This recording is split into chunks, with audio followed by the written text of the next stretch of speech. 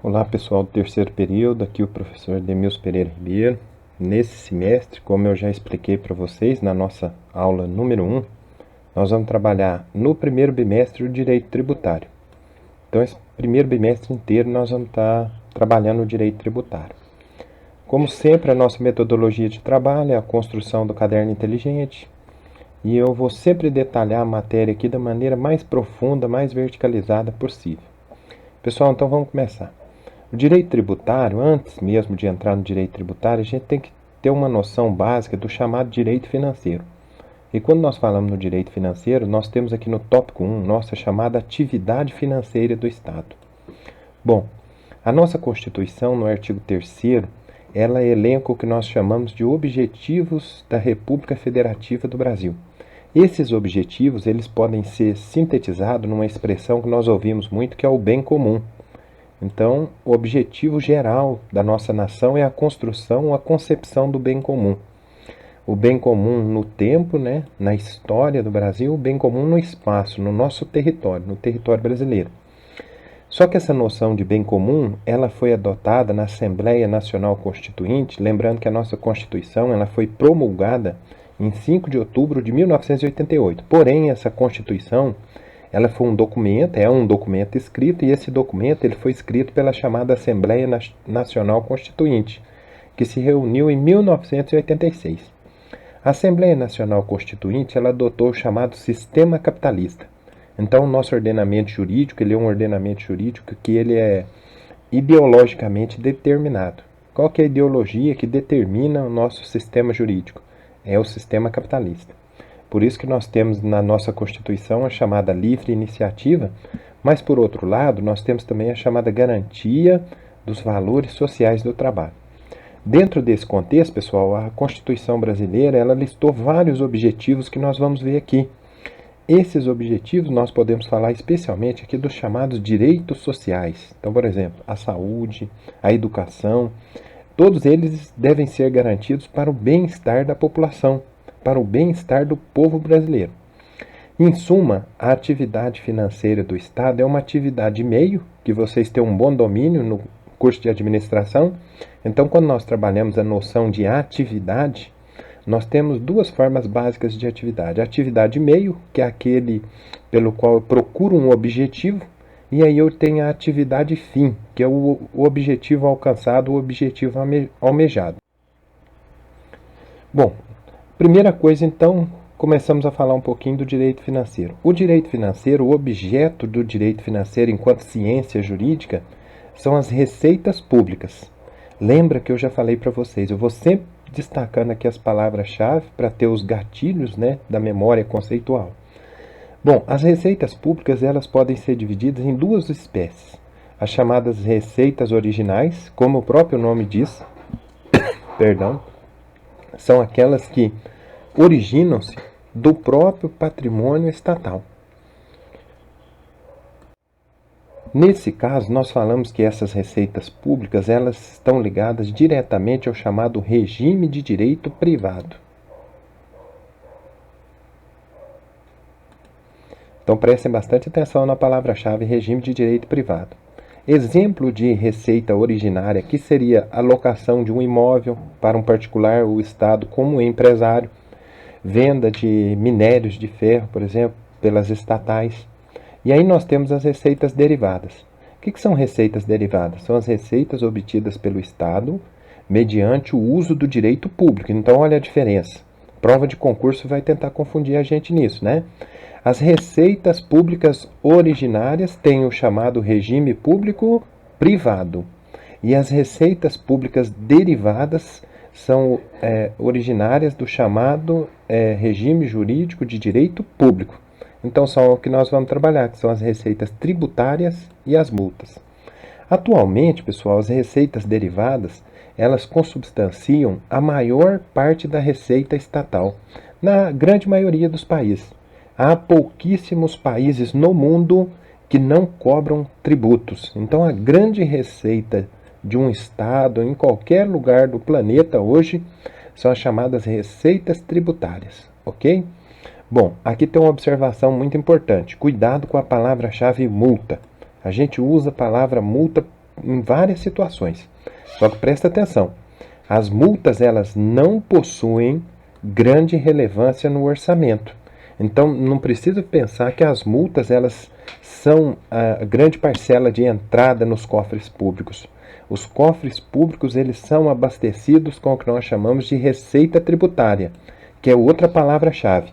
E lembra que nós vamos adotar a mesma estratégia de memorização de conceitos do semestre passado. No semestre passado, qual que era a nossa estratégia de memorização de conceitos? Era o glossário. Então nós tínhamos o glossário de direito empresarial. Agora eu vou pedir para vocês pegar a fichinha resumo e construindo comigo o glossário de direito tributário. Né? Então multa é uma palavra-chave, você já tem definição. Receita tributária é uma palavra-chave, você já tem definição. Tópico 2 da nossa matéria, gente, nós vamos trabalhar aqui as finalidades dos tributos. Lembrar que a palavra tributo também é uma palavra-chave. Tem que aparecer no nosso glossário de direito tributário. O tributo, gente, é um gênero, ok? Se ele é um gênero, ele tem espécies, que é o que nós vamos ver aqui. Do tributo, nós temos algumas formas de espécies do tributo. Então, analisa comigo. Primeiro, tributos não funcionam exclusivamente como fonte de receita. Toma cuidado com isso. Finalidade do tributo. O tributo que funciona como receita, nós chamamos no direito tributário, podemos dizer no direito tributário, que ele tem uma finalidade arrecadatória. Mas tem algumas formas de tributo que elas não têm a função principal de receita. Tem a função de intervenção na economia. Aí nós falamos que esse tributo tem uma outra finalidade, tá certo? Então vamos ficar de olho aqui que dentre as finalidades mais conhecidas do tributo, a primeira é fiscal, que é a outra finalidade é a finalidade extrafiscal. Aqui o propósito é intervir em situações sociais ou econômicas.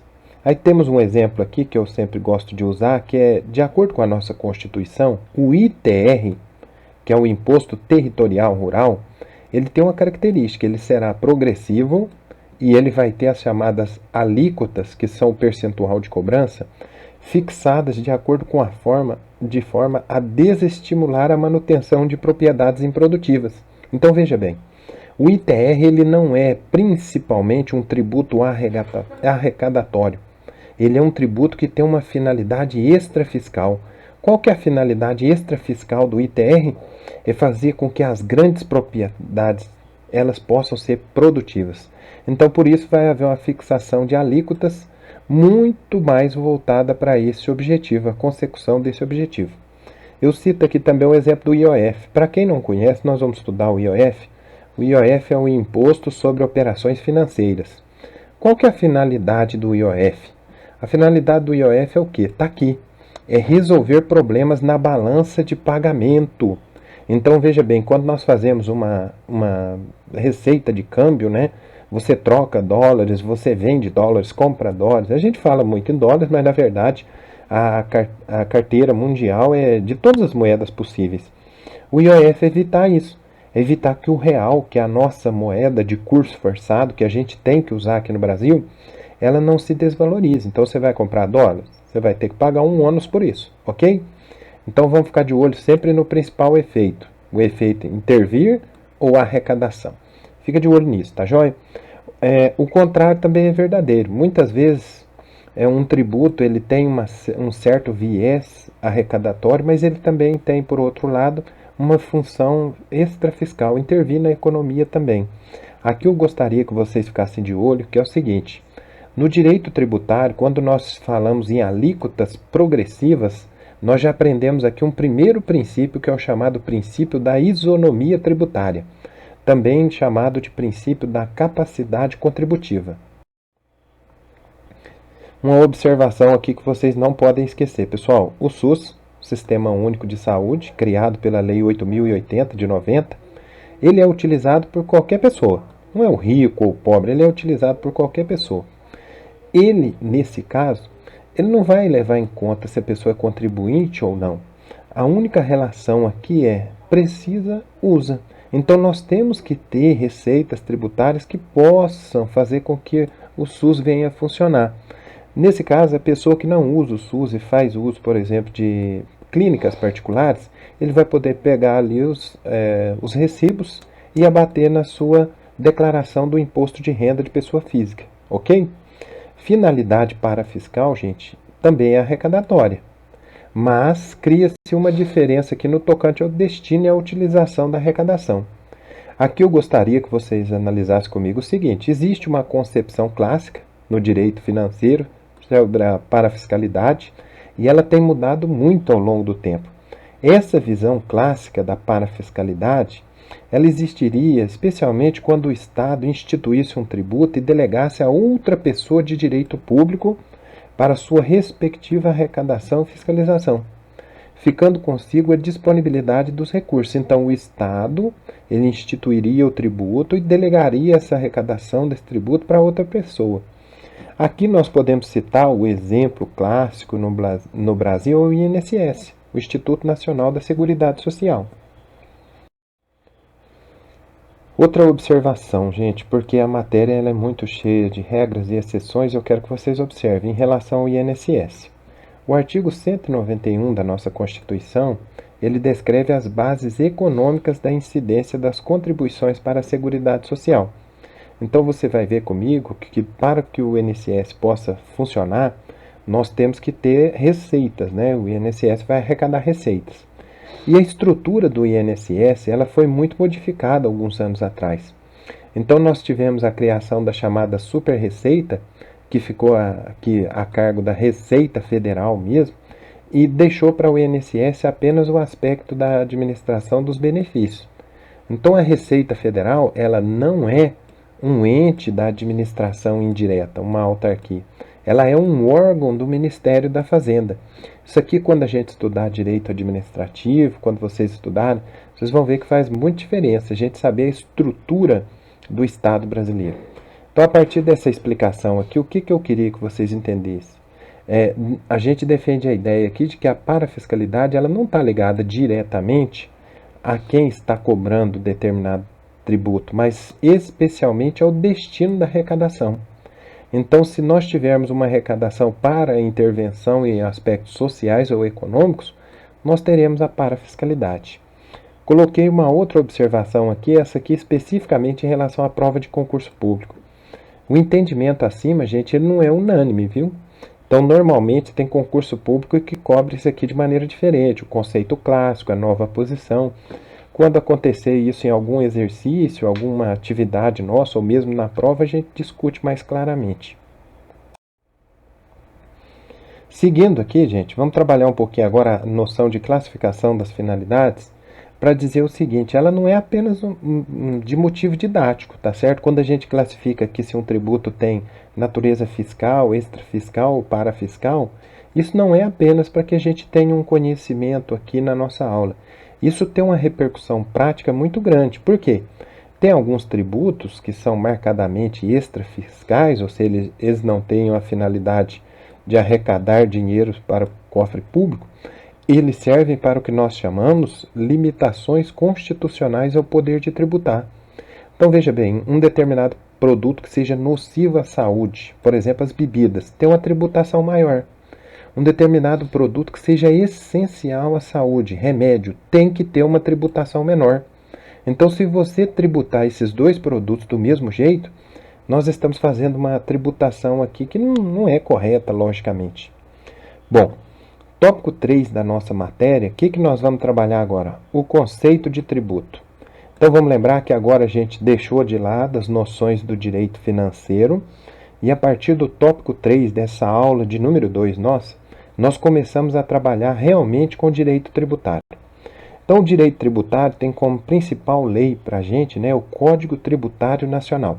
Então, se você pesquisar aí no site do Planalto, que eu sempre peço para vocês que gostam realmente, pelo menos pesquisar a lei, pesquisar no site do Planalto, você vai achar lá o Código Tributário Nacional, que nesse primeiro bimestre vai ser o nosso norte.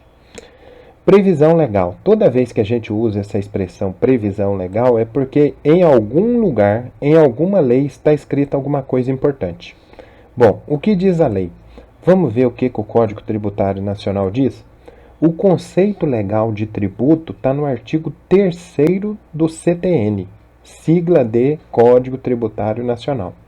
Olha a nossa palavra-chave aqui, pessoal. Tributo, que eu já falei para vocês que é um gênero. O que é tributo? O tributo é toda prestação pecuniária compulsória. Prestação pecuniária, dinheiro. Compulsória porque obrigatória. Em moeda ou cujo valor nela se possa exprimir. Então toma muito cuidado. Eu não posso pagar tributo com trabalho. Porque eu só posso pagar tributo em moeda. Que não constitua sanção de ato ilícito. Muito cuidado com essa partezinha aqui do artigo, ó.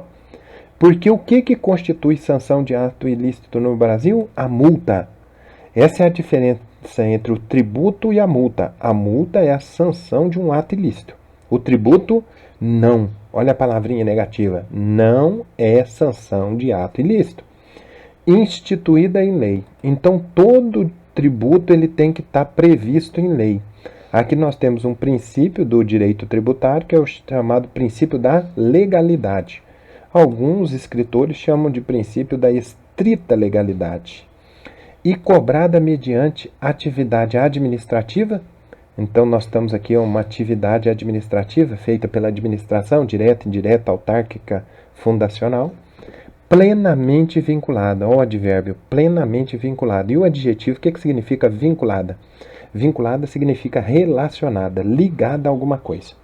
Bom, vocês vejam, né, um artigo de lei tão simples, mas como esse artigo de lei é um artigo de lei muito complexo, a gente vai fazer alguns comentários aqui. O primeiro comentário que eu faço é da expressão prestação pecuniária. O que significa a expressão prestação pecuniária? Aquela em moeda.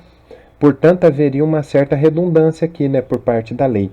Eu sempre explico para vocês que os nossos legisladores são senadores, deputados, muitos deles não têm relação nenhuma com a área do direito. Então, as nossas leis são muito mal escritas. Então, quando eu falo aqui em prestação pecuniária, pecúnia vem do latim dinheiro. E logo em seguinte eu tenho aqui dinheiro. É uma redundância, porque veja, ou cujo valor já me remete a dinheiro, nela se possa exprimir. Atualmente, pessoal, tudo que pode ter valor expressa em moeda. Portanto, caso interpretada literalmente, a expressão seria no sentido de que o tributo, presta atenção na palavra-chave, gênero, tributo, poderia ser quitado de qualquer forma. Exemplo, em trabalho ou em natura. O que não é autorizado pela lei, porque eu já falei para vocês.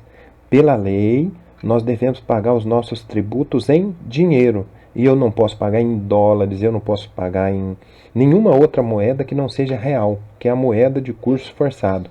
É aquela moeda que, por lei, realmente gere as nossas transações em território nacional.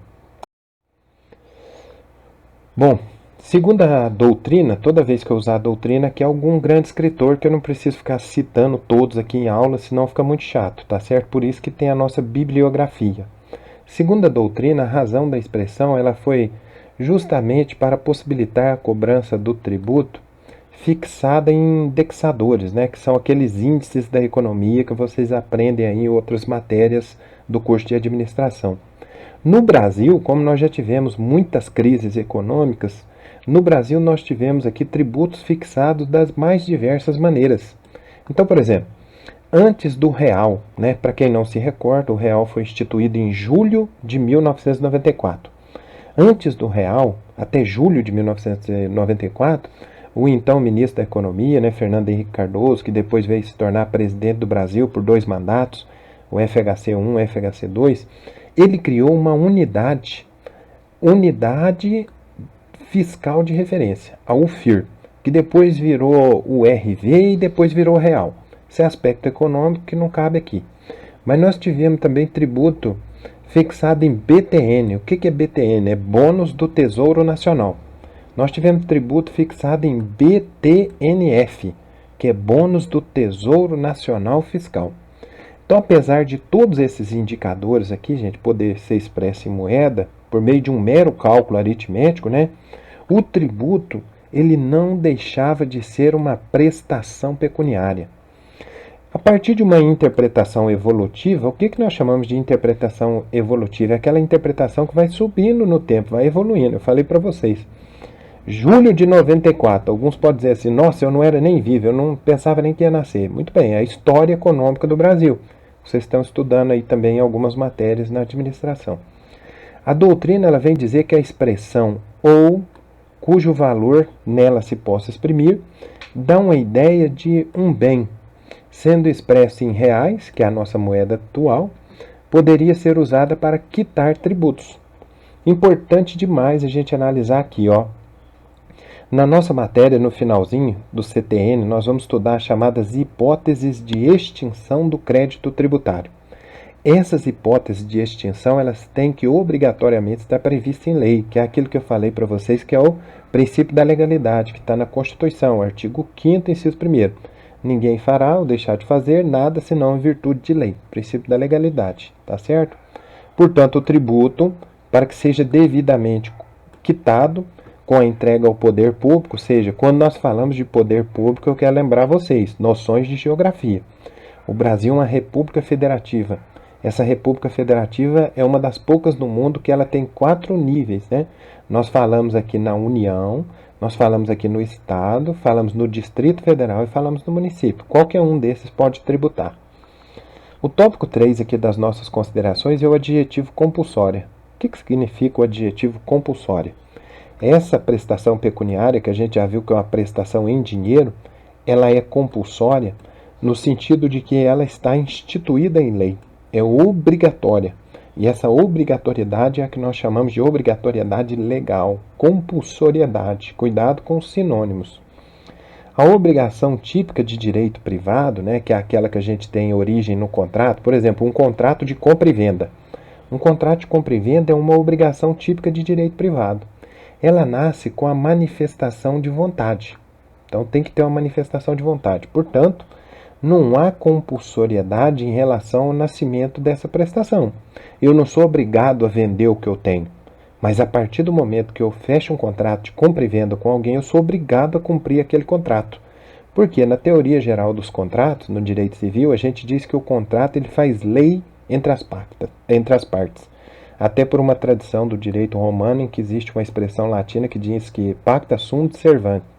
O contrato faz lei entre as partes.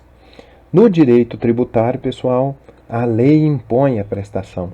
Então não há manifestação de vontade, né? Chega aqui na minha casa o IPTU, eu vou lá na prefeitura e falo, eu não quero pagar IPTU esse ano, não. Não existe isso. Por quê? Porque a relação não é de origem privada, é uma relação de origem pública. Então é uma obrigação típica de direito público. Imagina o homicida chegar diante do juiz numa sentença de 18 anos de prisão e falar, eu não quero ser preso. Não há um contrato. Ali não existe manifestação de vontade. Então a característica maior do tributo é o quê? É essa que eu estou falando para vocês. Ele está umbilicalmente ligado à vontade da lei. É a vontade da lei, não a vontade das partes. Tanto que nós, em direito tributário, nós falamos que a obrigação tributária ela é chamada de ex lege. Ex lege porque decorre de lei, vem lei, sem manifestação de vontade. Aí eu pus algumas observações que eu quero que vocês me acompanhem aqui, por favor. A primeira observação é a respeito da contribuição sindical. Pessoal, contribuição sindical, até, se não me falha a memória, é 17 de novembro de 2017, quando o então presidente, Michel Temer, fez uma grande reforma da CLT, uma reforma trabalhista que mexeu em mais de 120 artigos da CLT, todos extremamente prejudiciais ao trabalhador. Quando a gente for estudar a legislação trabalhista, vocês vão ver isso. Até aquele momento, a contribuição sindical ela era compulsória. Como assim compulsória? A gente acabou de estudar, pessoal, língua portuguesa pura. O que significa o adjetivo compulsória? Rima com obrigatória. Então, o que é algo compulsório? É algo obrigatório. A contribuição social, ela deixou de ser deixou de ser um tributo. Quando a reforma trabalhista, porque ela tornou-se essa contribuição opcional. Assim, há uma possibilidade de manifestação do trabalhador. Se ele quiser pagar a contribuição sindical, ele vai expressamente se manifestar e a partir dali vai ser descontado. Antigamente ela tinha uma natureza compulsória. Você olhava o seu contra-cheque no mês de março e já via que tinha sido descontado um dia de trabalho que era para manter o sistema sindical. Tópico 4, gente, que não constitua sanção de ato ilícito. Essa expressão aqui, pessoal, traz uma grande diferença entre os tributos e as multas, que foi como eu disse para vocês. Os tributos e as multas, eles se distinguem nesse aspecto especial.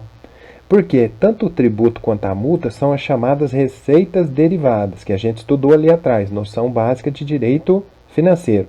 O que são receitas derivadas? São aquelas que decorrem do poder de império do Estado. O Estado impõe e pronto. Porém, há uma distinção aqui bem clara. A multa, pessoal, ela, ao contrário do tributo, ela é uma sanção de ato ilícito. Então, cuidado com isso em questão de prova. A multa é uma sanção de ato ilícito. Então, eu tenho a multa civil. Se eu vendi um carro, alguma coisa, e não cumpri o contrato, tem uma multa civil. Se eu, por exemplo, burlar, fazer algum erro aí nas legislações de trânsito, eu tenho a multa de trânsito e assim vai. O tributo, muito cuidado com isso, ele não tem caráter punitivo, tá certo? Observação aqui, ó, muita atenção comigo, chamado princípio do não confisco e a definição de tributo. É muito importante que vocês entendam uma coisa. No Brasil, nós temos uma carga tributária de quase 40%, 45% mais ou menos de tudo. Então imagina que você tem aí um mega iPhone de R$ 4.000. No Brasil, R$ 4.000. Nos Estados Unidos, esse maravilhoso iPhone vai estar custando quanto? R$ 2.400. Por quê? Porque no Brasil nós temos uma carga tributária de 40%. Então, quando você compra o seu magnífico iPhone de R$ 4.000, você na verdade está pagando R$ 2.400 pelo produto e R$ 1.600 de tributo. Então, no Brasil nós temos uma carga tributária muito grande. E no direito tributário nós temos esse princípio do não confisco. Porque imagina, se o meu IPTU for tão caro que em 2, 3 anos que eu não pagar o meu IPTU eu perder a minha casa, esse tributo está tendo um caráter confiscatório. E aí ele está sendo uma sanção sem que eu tenha sequer praticado um ato ilícito. Então, muito cuidado, ó. O tributo não pode ter efeito confiscatório, tá certo? Então, a definição de tributo, ela passa muito próxima aqui da noção de princípio do não confisco. Dizer que o tributo não pode ser sanção por ato ilícito significa exatamente isso. Essencialmente é que o fato gerador do tributo, previsto no tipo tributário, não pode consistir em fato ilícito, né? Imagina ali na banquinha de droga do Zé da esquina, eu chego lá e vou tributar a renda dele, né? A gente sabe que a venda de drogas não é lícita. Se não é lícita, não tem como chegar ali e tributar. Mas e se ele for preso e aquele dinheiro que estava na mão dele faz o quê? Aquele dinheiro, logicamente, ele vai incidir sobre ele cobranças, tá certo? Mas não é sobre a atividade ilícita, é sobre o dinheiro circulado.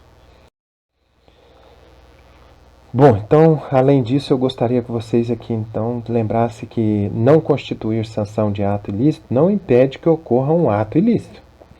Tá certo? Então, como consequência disso, eu tenho o exemplo de imposto de renda, de algumas atividades que a pessoa age de maneira ilícita, depois aquele imposto vai ser cobrado. Aí eu pus uma observação aqui que é até muito interessante. Na Roma antiga, um imperador, ele quis cobrar um imposto sobre os banheiros que eram usados. Imagine você, né? Cobrar um imposto sobre os banheiros que eram usados.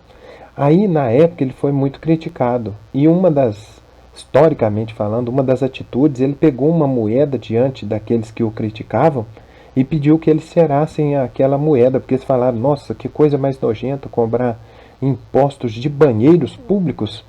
Aí o imperador disse, pecunia non olet. O que significa isso em latim? Dinheiro não tem cheiro. Então não importa se ele está usando o banheiro e pagando, não importa o que ele está fazendo. Tem que pagar os tributos. Essa é uma regra fundamental. Não importa então se a atividade é lícita ou se ela é ilícita, ela vai sofrer as regras do direito tributário. Beleza, pessoal? Próximo tópico. Instituída em lei. Em regra, a lei aqui é a chamada lei ordinária. Eu já expliquei isso para vocês em direito empresarial, eu vou lembrar de novo. No Brasil, nós temos que fazer a diferenciação entre a chamada LO, lei ordinária, que é aquela que é votada por maioria simples, e a lei complementar, que é aquela que é votada por maioria absoluta. Então, muito cuidado, hein? Em regra, no Brasil, o tributo é criado por lei ordinária, mas existem as exceções. Existem tributos que são criados por lei complementar. Quais são esses? Os empréstimos compulsórios, os impostos residuais, as contribuições sociais residuais, o IGF, que é o Imposto sobre Grandes Fortunas, que nunca foi criado. Esse tributo ele tem um mandado constitucional, está na Constituição, no artigo 153, inciso 7º, desde outubro de 1988. Nunca foi criado. E por que nunca foi criado? Porque, na grande maioria, tanto a Câmara dos Deputados como o Senado Federal, eles trabalham para os próprios interesses. Então, são muito ricos, não ia criar um tributo para tributar a própria riqueza. Nos países desenvolvidos, a maioria dos países desenvolvidos tem o IGF, o Imposto sobre Grandes Fortunas. Então, tanto para criar quanto para extinguir, acabar com os tributos, eu preciso de lei. Ok? Muito cuidado com isso. Princípio da legalidade. Vamos continuar aqui. Observa comigo. Outro tópico importante é cobrada mediante atividade administrativa plenamente vinculada. Aqui trata-se do outro lado da relação de obrigatoriedade, né, que foi imposta por lei. Então, o poder público ele é obrigado a cobrar o tributo. Se o tributo for instituído, o poder público tem que cobrar. Aí o sujeito passivo, que é aquele que paga o tributo, eu e você como contribuinte, nós somos obrigados a pagar. Então, o poder público é obrigado a cobrar e o contribuinte é obrigado a pagar. Por isso que nós falamos aqui que tem uma relação de compulsoriedade, é compulsório. Essa palavrinha vinculado, o adjetivo vinculado, pode ser usado em 3 contextos diferentes no direito tributário. Nós podemos falar aqui em atos vinculados dentro do direito administrativo, que é aquele ato que eu tenho que fazer tudo conforme a lei, ato discricionário, que eu posso ter uma certa mudança naquilo que eu desejo, tá certo? E a cobrança do tributo é um ato absolutamente vinculado. Não há margem para o administrador, após o lançamento do tributo, decidir se cobra ou não cobra. Aí a autoridade tributária, assim que ela verificar a ocorrência do fato gerador do tributo, ela possui a competência para lançá-lo, que nós vamos estudar o lançamento, e ela está obrigada a cobrá-lo, não podendo deixar por amizade ou qualquer coisa, não. Aqui a observação é o seguinte, existem tributos que eles são classificados quanto ao seu fato gerador como vinculados, e existem tributos que não são vinculados. Isso eu gostaria que vocês prestassem bastante atenção. Dentro do conceito de tributo, o tributo que nós chamamos de vinculado é aquele que a arrecadação dele já tem um destino. Então, por exemplo, a contribuição de melhoria, ela tem um destino certo. Agora, os impostos não. Muita gente fala, e os impostos? Os impostos são tributos não vinculados. Aqui eu coloquei só para vocês terem uma ideia, muito cuidado com essa lei aqui, o tributo e a lei 4.320/64 e o FGTS. Esse conceito de lei a respeito do tributo é um conceito completamente diferente do direito tributário. Então eu pus aqui só para vocês terem uma certa noção, que é o seguinte, aquele conceito anterior que eu detalhei com vocês é o conceito de direito tributário. Aqui nós temos um conceito de direito financeiro, que é uma mera curiosidade. Muito importante também na observação, eu pus a respeito das contribuições do FGTS, que já houve uma grande dúvida a respeito se as contribuições do FGTS, que são contribuições pecuniárias, ou seja, pagas em dinheiro, compulsórias porque foram instituídas em lei, de cobrança vinculada, porque tem toda uma determinação, né, administrativa da cobrança, se elas preenchem o requisito de tributo ou não. Isso aqui também é uma mera curiosidade também, é só para vocês lerem, entenderem claramente. E eu estou sempre esclarecendo para vocês que o Superior Tribunal de Justiça está aqui e o STF está aqui. Quando eles decidem qualquer matéria dessa, é importantíssimo para a gente. Então aqui vem a perguntinha, que normalmente é a perguntinha que aparece em prova. O crédito relativo ao FGTS é um crédito resultante de relação de emprego? Sim. Portanto, o prazo prescricional, gente, é de 5 anos, independe de ser tributo ou não. Então, o STF, ele derrubou, porque a nossa Corte Suprema, é o Supremo Tribunal Federal, derrubou a decisão do STJ nesse sentido aqui. E o entendimento é de que o FGTS ele não é um tributo, ele não está ligado àquelas relações do conceito que nós passamos ali. Qual que seria a natureza jurídica de um tributo? A natureza jurídica de um tributo, nós temos a previsão legal no artigo 4º. Fica de olho. A natureza jurídica, gente, na verdade, fala da essência de alguma coisa. Então, o que é a natureza da água? O que é a natureza? Aqui a natureza jurídica, qual que é a essência do tributo? É determinada pelo fato gerador da respectiva obrigação, sendo irrelevantes. Então, não interessa para definir se é tributo ou não a denominação, não importa o nome que eu coloque. As características formais, a destinação legal do produto da arrecadação, o estudo da natureza jurídica do tributo, gente, permite a gente identificar as regras que são aplicáveis a ele. Então, o legislador ele poderia ter finalizado o artigo ali dizendo como o fato gerador da respectiva obrigação. No entanto, ele quis citar 3 coisas irrelevantes. Então, eu pus um exemplo aqui, né? Qualquer governador que cria um tributo e coloca um nome nele diferente, não importa. Aquele tributo ele vai ser estudado e se ele for identificado como tributo, ele tem que ser cobrado de acordo com as regras do direito tributário.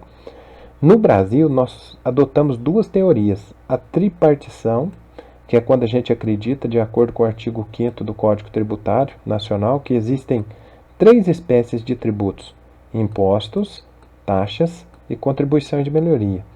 No entanto, nós temos uma outra teoria, que é a chamada teoria quinquepartida, que é aquela que indica 5 tributos, que a gente ainda vai ver mais detalhadamente.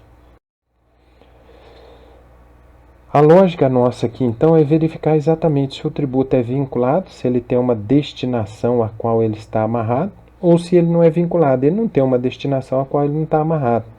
O fato gerador do tributo aqui, gente, depende muito da ação do Estado em relação a isso. Então, nós vamos ter aqui os tributos vinculados, que são as taxas e as contribuições de melhoria, que o Estado faz algo em relação a esses tributos ali de maneira direta, e os tributos não vinculados, que são chamados impostos. O fato gerador é sempre a imposição ao contribuinte, ele tem que contribuir. Uma observação aqui é em relação à taxa. A taxa ela pode se referir ao exercício do poder de polícia, que a gente vai ver. Por exemplo, eu tenho um restaurante, para manter esse restaurante aberto, eu vou ter uma fiscalização da vigilância sanitária e para isso eu pago uma taxa.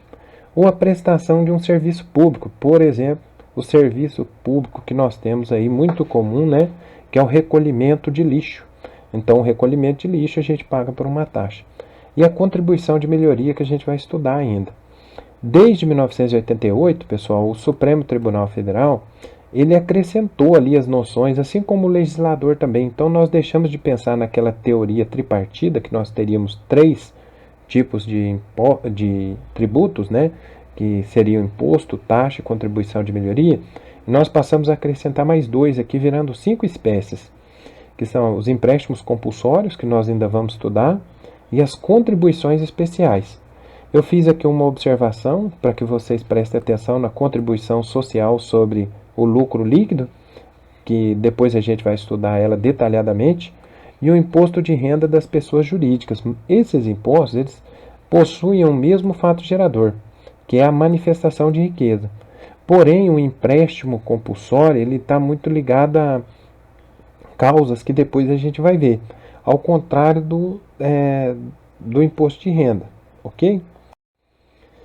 Bom, pessoal, então fica de olho nisso, hein? Portanto, não há como diferenciar os tributos assim só por aspectos formais. A gente acaba diferenciando mais os tributos, na verdade, segundo o artigo 4º e segundo o CTN, não por aspectos formais, repetindo. Então, veja, não é aplicável aqui as contribuições especiais e aos empréstimos compulsórios. Então, segundo o STF, o Supremo Tribunal Federal, após 1988, há tributos que se peculiarizam justamente pelo destino da arrecadação. Aqui, como sempre, a nossa referência bibliográfica da aula. Então, se vocês quiserem olhar aí na internet, nós temos o livro do professor Paulo de Barros Carvalho, que é o curso de Direito Tributário, o livro do professor Hugo de Brito Machado, curso de Direito Tributário, e o que eu uso mais, que eu gosto mais, é do professor Ricardo Alexandre, que é o do Direito Tributário Esquematizado, que é um estilo de trabalho que eu gosto muito. Esquemas de memorização da nossa aula, lembrem-se, nosso caderno inteligente a gente constrói com muito esquema de memorização.